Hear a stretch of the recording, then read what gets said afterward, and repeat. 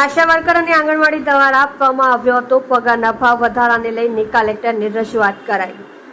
200 મીટરના રેલી કાઢવામાં આવી હતી। 1000 મહિલાઓ કલેક્ટર કચેરી ખાતે આવેદન પત્ર આપ્યું।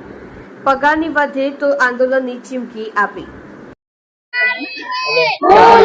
મારું નામ સીમાબેન શ્રીમાલવે ગુજરાત આંગણવાડી કર્મચારી સંગઠन રેલીના મુખ્ય કારણ છે કે અમારા આશા વર્કર અને આંગણવાડી વર્કર બંનેના પગારમાં વધારો નહીં થયો। કેન્દ્ર સરકારથી અમને બહુ ઉમ્મીદ હતી કે અમારી આ ગ્રાઉન્ડ લેવલ પર કામ કરનારી બહેનોને એ લોકો પગાર વધારા કરશે, પર 1 રૂપિયાના પગાર વધારો નહીં થયો।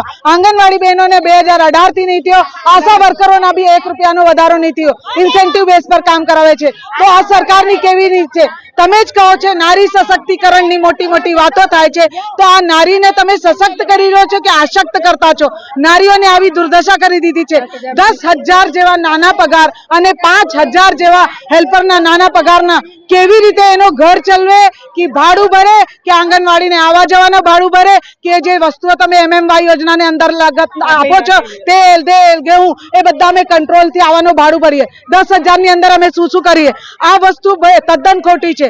ધારાસભ્યો અને સાંસદશ્રીઓને સભ્યોના પગારના વધારા થયો તે જે ગ્રાઉન્ડ લેવલ પર બહેનો કામ કરી રહી છે, તો રક્ષાબંધનમાં તમારી જે હોય તો એને લાગતી હોય બહેનોની લાગણી, તો રક્ષાબંધનની અંદર બહેનોને ખુશ કરો અને કઈ તો પગાર વધારા કરો। અમારી આંગણવાડી અને આશા મળીને 1000 બહેનો અમારી સાથે જોડાયેલા છે। આગળ જો અમારી એના પછી અમારી હડતાલ છે 20, 21, 22 તારીખની, અને તે બી નહીં ઉતરશે તો અમે રોડ પર ઉતરી જવાના છે।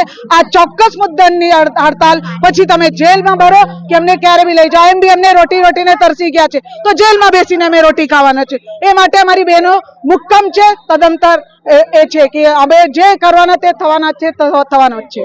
ધન્યવાદ।